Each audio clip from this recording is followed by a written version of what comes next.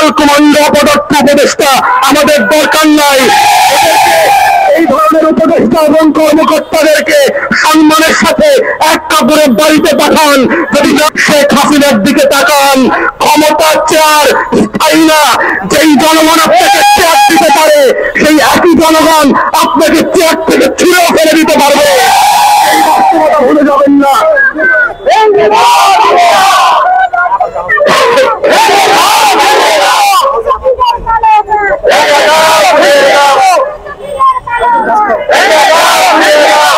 আমরা ইতিমধ্যে দেখেছি এবং কথা বলেছি, আমাদের ঠিক ডান দিকে আপনারা দেখেছেন তথ্য আপারা গত 54-55 দিন থেকে আন্দোলন করছে একটা ন্যায্য দাবি নিয়ে।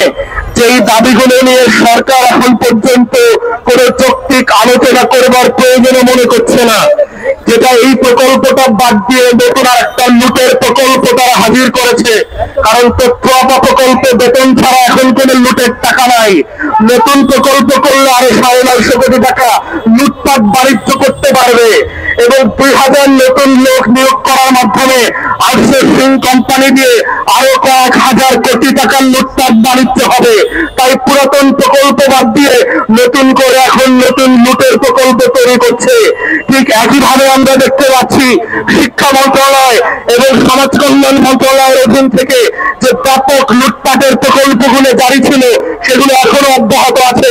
কিন্তু ন্যূনতম সেবা যেই প্রকল্পগুলোর মধ্য দিয়ে রাষ্ট্র তার প্রান্তিক জনগোষ্ঠীকে সবচেয়ে পিছিয়ে পড়া জনগোষ্ঠীকে দিতে চাচ্ছিল, সেই প্রকল্পগুলোকে আওয়ামী ট্যাগ দিয়ে এইদিক ওদিক করে গোপালগঞ্জি প্রকল্প, এই প্রকল্প সেই প্রকল্প বলে এগুলোকে হেনস্থা করা হচ্ছে এবং আন্ডারমাইন করা হচ্ছে। রাষ্ট্র যাদের মাধ্যমে সবচেয়ে বেশি ক্ষতিগ্রস্ত হয়েছে তাদেরকে আমরা বিচারের মুখোমুখি না করে প্রতিবন্ধী স্কুলগুলোকে আমরা আওয়ামী ট্যাগ দিচ্ছি, তথ্য আপাদেরকে আমরা আওয়ামী ট্যাগ দিচ্ছি। যারা প্রান্তিক নারীদেরকে সেবা দেয়, যারা প্রান্তিক জনগোষ্ঠীকে প্রতিবন্ধী শিশুদেরকে বিনামূল্যে পড়ায়, বিনা ফিতে পড়ায়, তাদের ব্যাপারে আমাদের কোনো আলোচনা নাই। ক্যাবিনেট মিটিং গুলো নিয়ে আমাদের রীতিমতো প্রশ্ন আছে।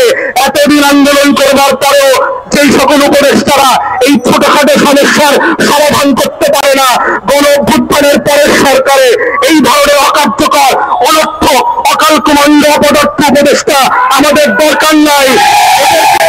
এই ধরনের উপদেষ্টা এবং কর্মকর্তাদেরকে সম্মানের সাথে এক কাপড়ে বাড়িতে পাঠান। যদি না পাঠান এই আমলারা নতুন নতুন প্রকল্প করে আপনাদের এই উপদেষ্টাদেরকে দুদকের দুর্নীতি করা আগামী বছর জেলে নেওয়ার ব্যবস্থা করবে। সেই দিন কিন্তু আসতেছে। আমলাদেরকে আপনারা চেনেন নাই, তারা কিভাবে কাকে কোন ঘাটের জল খাওয়াবে এবং কোন বেলাতে খাওয়াবে সেইটা বোঝার ক্ষমতা শেখ হাসিনারও বুঝতে অনেক দেরি হয়ে গেছে। তাই সেই জায়গা থেকে আপনারা শিক্ষা নেন।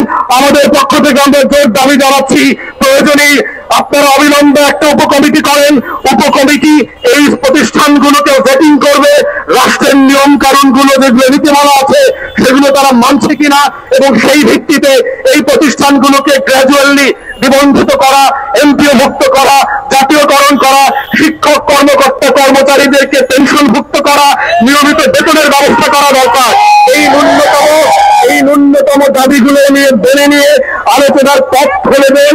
আজকের নেতৃবৃন্দকে আপনারা সচিবালয় ডেকে নেন, বসেন, কথা বলেন, ন্যায্যতার ভিত্তিতে নাগরিকদের সমস্যার সমাধান করেন। এটাই হচ্ছে রাষ্ট্র। রাষ্ট্র মানে এটা না এসি রুম থেকে আপনি বের হবেন না। রাষ্ট্র মানে এটা না আপনি শুধু সরকারের টাকার বিদেশ করবেন।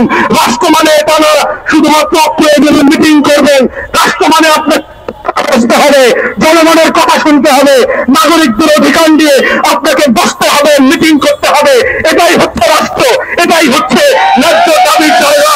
এই মন্ত্রণালয় সচিবালয়ের কর্মকর্তাদেরকে বলছি, প্রেস ক্লাবে আসেন, তথ্য দলের সাথে বসেন,